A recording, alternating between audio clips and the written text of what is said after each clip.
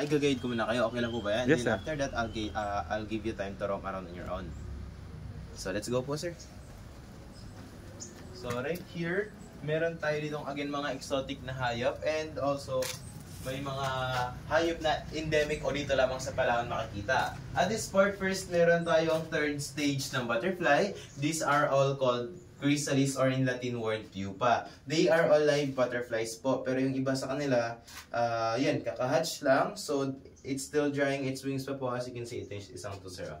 Nagpapatiyo pa ng pakpak. And then, after a few minutes, lilipad na rin yan siya. Kasi at first po, yung butterfly pagka-hatch, crumpled pa yung pakpak. After a few minutes, may ibubukan nila yan. And then, papatuyuin na lang kasi nga, medyo basa pa katulad po niyan. So, yan, hindi niya po masyadong kayang iangat talaga. Kaya nakapahang pa siya. So, kapag nakatayo or nakaangat na siya dito, he can fly na. So, yun po ay by the way lalaki na butterfly. Dahil ang mga butterfly po, ang mga lalaki ang mas makulay or attractive. Ang babae, hindi naman, pero mas malaki yung pakpak nila. And right over here, we have the animals that are endemic in Palawan. First, we have the Palawan bearcat. You can go up here po. Careful lang, sir. So, right here again, we have the Palawan bearcat, or their local name is Bintorong. They are endemic, or it means it can only be found here in Palawan. And the Palawan bearcats po, or yung Bintorong, they are nocturnal, which means tulog sila sa umaga katulad niyan, and more active sila sa gabi. Cute din, adorable, but aggressive sometimes, so ibig sabihin nangangagat po yan sila.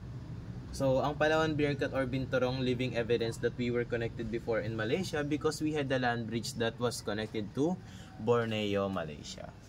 And here we have also another animal that is endemic in Palawan called Palawan bearded pig, a wild pig in Palawan that has beard. Kaya po, they are considered as the most handsome of all wild pigs because of the beard. Even females po may balbas. That's a female bearded pig. Kaso nga lang, nagpapahinga siya, malungkot siguro dahil nga sa mag-isa lang po yan siya dyan.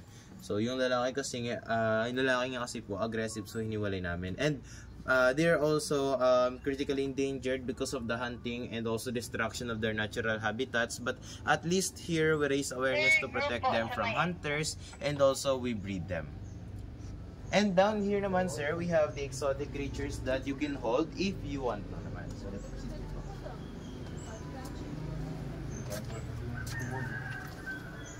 Pictures? Picture? Mitch? Ate Mitch? Sir, wait up pa. Yes, sure.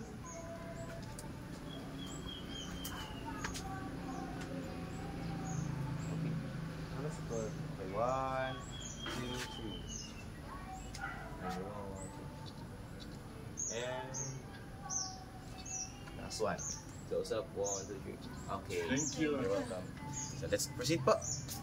So later we'll go up here at the second part of your tour. This is the main highlight because at the tribal village you will meet the indigenous people called Palauan. So before we go at the second part, let's proceed here first. By the way, we have the alternative food of butterfly po because aside from flowers, they love sweets. That's why we put bananas with sugar solution or water with sugar. Yeah. Together with these stingless honeybees and those blowflies, they love the bananas. These stingless honeybees produce honey that are kind of sour pero mas healthy compared sa nabibili sa market kasi po may mix ng asukal. So that's why medyo ano na siya, hindi na talaga natural. Sa stingless honeybee po, yun yung ginagawang ano din talaga, honey siya. And down here, again, ito po yung mga exotic features na pwede nyo makakan. So, dahil nga syempre garden po, hindi maiwasan na magkaroon ng mosquitoes. That's why we use this guppies. So, they prevent mosquitoes because they eat mosquito larvae and eggs po. And konti nga lang sila ngayon. Pero ito, karamihan may mga buntis. And pinaparami namin sila. They, eat mosquito larvae and eggs and then also dead skin din. Wala. Natawag ako sa'yo kanina. Ha? Natawag ako sa'yo kanina. Bakit? Yung dalawa nagpo-picture dun. Sige? Nag-uwi ka na sila? Dun sila sa may peacock ata. And over here, sir, we have the scorpions in Palawan called Malay giant scorpions. These Malay giant scorpions are also the living evidence that we were connected in Malaysia because we had a land bridge or back door that was connected to Borneo. So we have these scorpions in Palawan, same species in Malaysia. They are misunderstood creatures kasi nga po most of us think na delikado sila but they are not aggressive unless masaktan. Ayun silang lahat. So mga scorpions na to again po, misunderstood creatures kasi ang ginagawa lang naman nila is they just usually hide. Kapag na-threaten sila, that's the time they use these stingers. It's their defense mechanism. And they use that to attack their prey, especially mga insects. Ito pong hawak ko ngayon, it's pregnant. So itong scorpion na to, pwede nyo hawakan sir? Gusto nyo pa? So, they're mildly venomous, which means their venom is not that strong that can actually kill like snakes or yung emperor scorpion po. So, hindi sila ganun talaga ka-delikado. And also, we have the giant millipedes. So, let's look for them first. Giant millipedes are also known as singsing pare, tren-trenan, labud, or bayud. These are good indicators of a healthy soil because their poop serves as fertilizer, like yung earthworm or bulate. And at the same time, they have their bad side because when they are hurt, or for example, just as wisdom, they release toxin or secret toxin that can cause skin irritation, can burn your skin, or can blind you. Kaya delikado rin po yung mga millipedes. And that toxin smells really bad. So usually they eat rotten fruits or vegetables. Here po pinapakain namin ng cucumber as their alternative food. And here on the other side, we also have the scorpions or babies of the scorpion. So last time we have more than 20 of them here, but now there's only 4 of them left because like other predators, they eat each other as part of survival, like the praying mantis. So they eat each other po. So those are the scorpions that are left. And by the way, they are now 6 to 7 months old. Ito po, kakamold niya lang ng skin niya. So medyo aggressive pa talaga siya. Kakamold niya lang, kakapalit na ng skin. Ito naman, it's an African flat rock scorpion. So it's different, it is a different species, pero hindi naman siya katulad nila na aggressive talaga.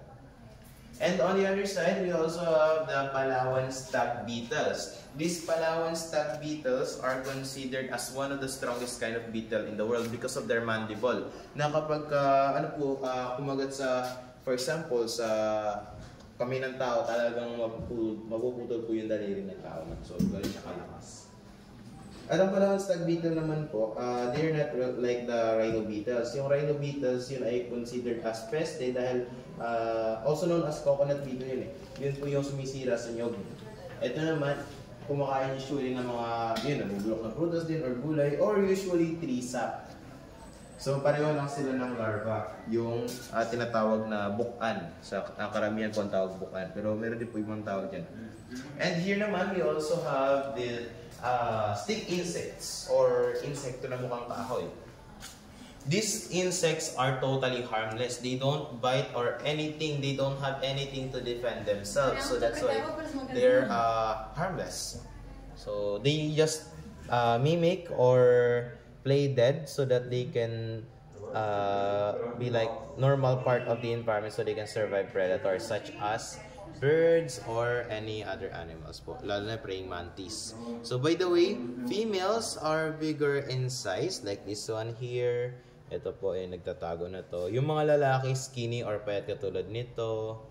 And the other ones are very hard to find kasi nga po talaga sobrang liliit nila. And they're also asexual, which means they can produce these eggs without mating or without a partner. Ito yung example ng eggs. And then here's the mga babies yan. Ito may mas maliliit pa po. Kumakain ng dahon.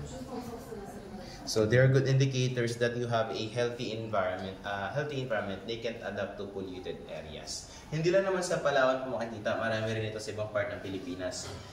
Dito lang talaga mas marami nga po kasi syempre Palawan is also the greenest and cleanest province.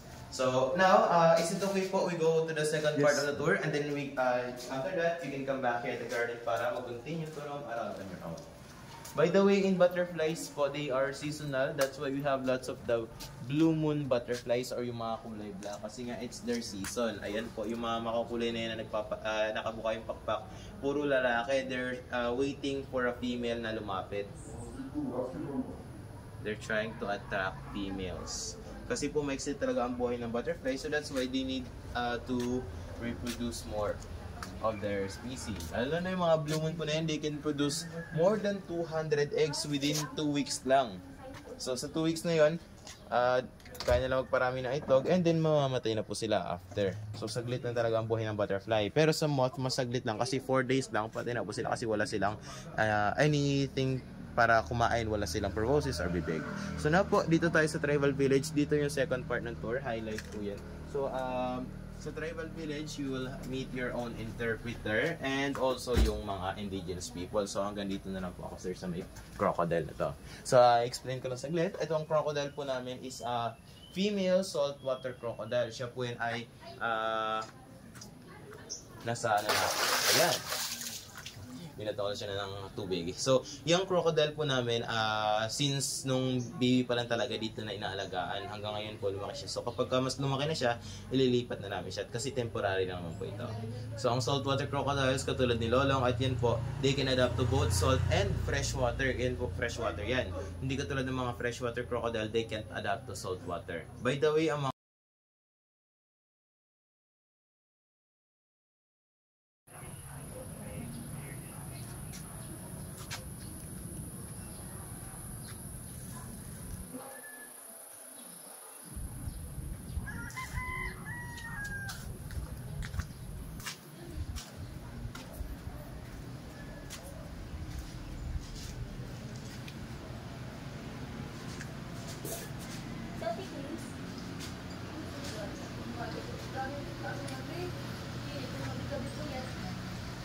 Hello po, sir. Dito po tayo.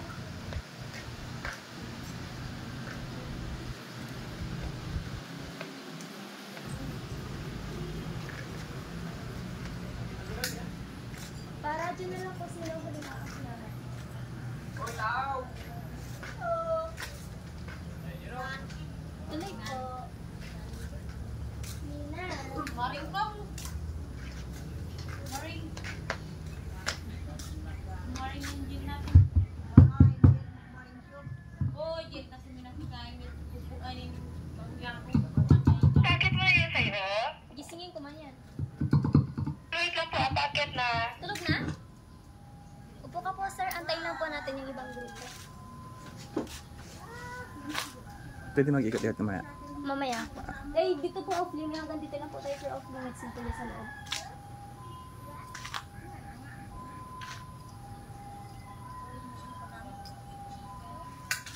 Paradyo ko sila huli aakyat.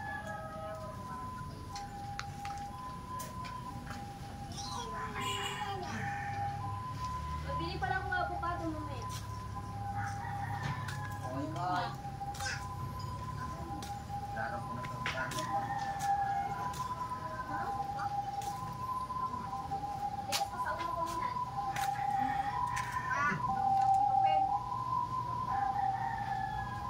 Amba na to eh. Kamu lah ditakut banyak. Pagpayat-payat mo na yung makaangat. Sini mau ada. Oi, pagkakas isang. 76, iba-ibang pamilya na po nila ang pumupunta dito. Since 1976, ang lugar na ito ay kanilang temporary home or shelter na. Silang lahat ay mga full-blooded native, indigenous people na nakatira sa islands na to for thousands of years na din. Kung familiar po kayo sa Tabon man or sa Cayman, ang mga first Filipinos, ang ancestors po nila ang possible descendants nun. Yung iba sa kanila, nag-i-stay lang po dito for a couple of weeks or a month, at yung iba, 1 or 2 gabi lang. After po nun, uuwi na po sila sa tirahan nila sa mountain. Yung tirahan po nila is 200 kilometers away from here. What we have here in this area is a livelihood program for them. At the same time here po, we are able to encourage them to continue to practice their rich cultures and traditions. Pabili na bagti. Tanggapin niyo po yung ibibigay niya, pakipasa-pasa na lang para lahat makakita. Okay, so yan po ang bagtik. It's one of their very important traditional product. Ang bagtik po kalagayan siya ng puno. So, ang Almasiga tree, malaking puno po iyon. Tumutubo lang siya sa higher elevation at least 2,000 feet above sea level. Sa una, yan po ay sticky liquid lang pero titigas po yan after a weeks or a month. Ang bagtik, yan po ang main ingredient sa paggawa ng ating fiberglass, varnish, nail polish, and paints na din. Bakit? Okay, so sa mountain, ito naman. Okay, so sa mountain po, this is their native backpack. So they use this to carry their product like yung bagtik. They just put the product here and if it's full, they tied it up here like this so the product won't fall. So he said that if it's heavy or kapag mabigat na, aside from shoulder strap, meron po silang head support to carry even more weight po. Ang best example ng bakit na maraming bagtik, sir ma'am, is yung nasa bahay po na iyon. Okay, and then back in the mountain naman ang tribe, they love music din. Meron silang sariling mga instruments. So meron niya silang native drum, they call that gimbal. Gawa siya sa kahoy na inukit and on top, they cover it with animal skin. Sila ay meron ding agong or gong yung malaki, then yung maliliit naman, yan po ang mga sanang. At yung tribe naniniwala sila na kapag yung sounds ng gong nag-echo sa mountain, sila ay nakakapag-communicate sa espiritu ng kanilang mga ninuno. So ngayon, itutugtog nila yung mga instrument na yan in the set called Basal.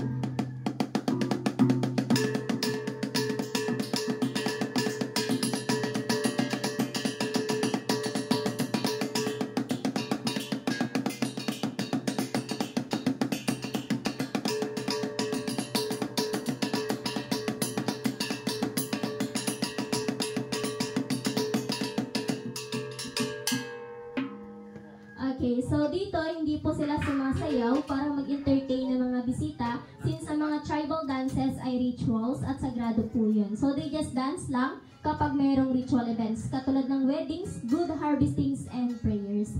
Then before the arrival of a modern guitar, ang Palauan tribe ay may sariling two-string guitar. Actually, yung gitara na yan, considered yan as one of the first guitar dito sa atin sa Pilipinas. They call that Kudjapi or Kudlungan. So now they're going to play a music. Yung particular music na tutugtog nila, it's a Boget song which means bird song. So more of their music is all about nature. Ang iba naman po is all about birds.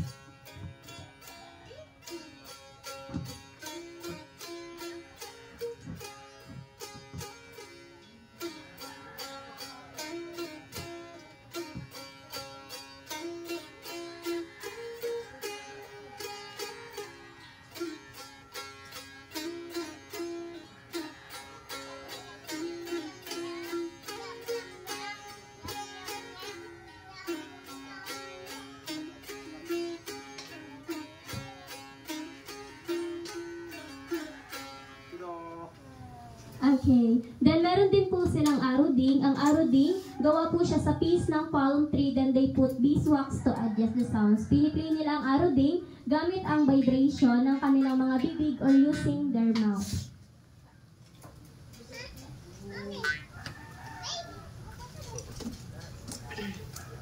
Hello.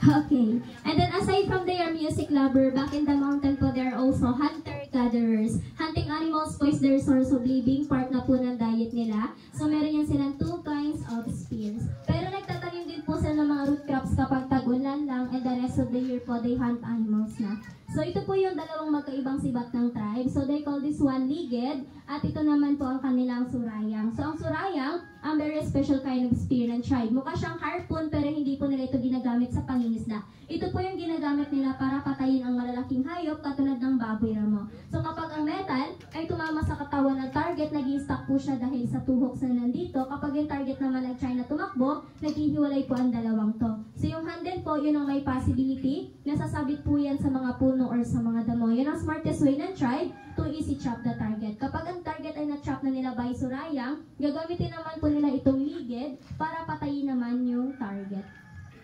And then back in the mountain din ng tribe, hindi sila gumagamit ng pana. Meron po silang sariling blowpipes or blow darts. Sa Pukan in their dialect. Sa mountain po usually nagahan sila ng mga ibon. Meron silang ginagamit kung paano nila tinatawag yung kanilang target. Meron yung small piece ng bamboo para siyang whistle. By using that they can imitate the sounds of birds and squirrels. Tampios!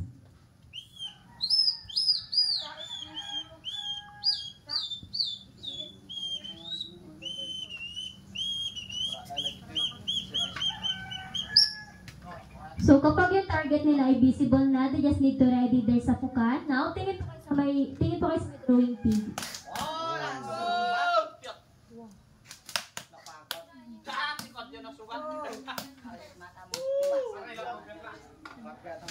Okay, so according to them, they can hit farther than that. And also, ma'am sir, kapag nagahan po yan sila ng malalaking hayop katulad ng mga baboy ramo, sila po ay naglalagay ng lason sa dulo ng kanilang mga bala. Yung mga lason, nanggagaling din po yan sa halaman. Isa sa mga ingredients ng kanilang lason ay nanggagaling sa halaman na ito. They call this plant dita. Kinokolekta po nila yung dagta ng halaman na to, ihalo pa po nila yun sa ibang halaman, then lulutuin nila sa mahinang apoy to make the poison effective. Yung poison po nila powerful siya. Once na gumamit sila ng bala na may poison, mamamatay po yung target after a few minutes lang. Pero they can safely eat the meat. Huhugasan lang po nila yun ng running water at niluluto. Kapag tao naman po ang tinamaan ng bala na may poison kahit sino, it's either kayo pa or sila, just say goodbye na lang din. So, walang antidote sa poison na ginagawa ng tribe hanggang ngayon. Ang best example po ng darts na may poison is yung nasa white frame po na iyan. So, dito naman po, sir, ma'am, they don't need to shoot animals anymore. Hindi rin namin sila ina-allowed to shoot animals here since yung hunting ground po is not rich anymore na. So, here po, they can earn money through the Help of this Livelihood program. So, donation box na yan, at the end of the day, binubuksan po yan. So, sa mga gawa din po nila produkto na nabibili sa pictures, they have a good share. So, ginagamit po nila ang good share to buy their needs and wants sa market.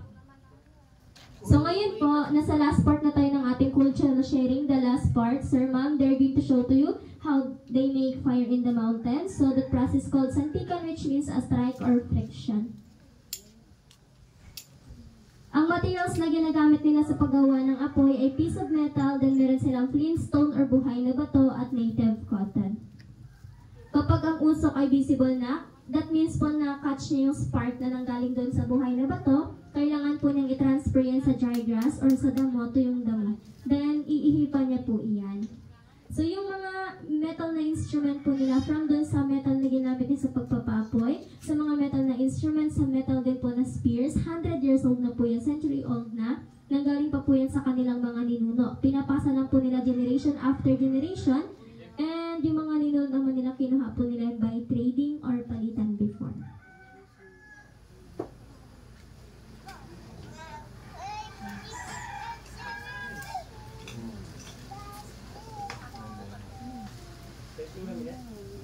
Okay, so sa mountain po, even though yung mga bata, they know how to make fire na, how to hunt animals, part po ng training for their survival in the mountain. So sa bundok po, they don't need matches or lighters. Since sa mountain po, wala din talaga sila nun. Malayo po ang bilihan nun sa kanila. Bago pa po sila magkakaroon ng posporo or lighter kapag bumaba po sila sa lowlands. So sa mountain po, wala din silang electricity. So meron po silang native torch. Ang 1 foot po ng torch na tumatagal yan ng 3 to 5 nights, sinaydagta po ng puno at binalot ng dahon. Actually po ang usok niyan, nakakapagtaboy siya ng bad spirits, bad lucks, nakakagamot ng sakit ng ulo, sakit ng tiyan, pang aromatherapy, insect repellent din ng tribe. Dito po sa amin sa Palawan, ginagamit din po yan, panggamot po sa mga nabibinat. So amoy niyo po yung usok. Kapag may naamoy po kayong amoy insenso, yan po yun. Smells good po, mabango siya. Okay, and that's all for our cultural sharing. May mga information pa po kami sa likod. Then meron po kami dyang donation box, ma'am, sir. And then if you have more time, you can drop by din sa may souvenir shop. Then sa garden po, may another souvenir shop kami. You can find some Palawan delicacies there. Kung gusto niyo po mag-purchase ng native torch ng tribe, available po siya sa souvenir shop sa baba. Then kung coffee lover po kayo, you can try and purchase the Cebet coffee. Nanggaling po siya sa poops ng Cebet Cat. So now, I'll give you time to take picture na po sa kanila. Then you can hold their pet. Yung pet po nila sa non-venomous snake. So meron din po kami mga photographers dito. Nandito po si Kevin and si Kiboy. Silang dalawa po ay full-blooded part of the tribe 10. You can take picture now, just group by group. group or family by family? Gabilan po kayo sa family. 4 kayo po. 2 kayo po. Your is 1, 2, 3.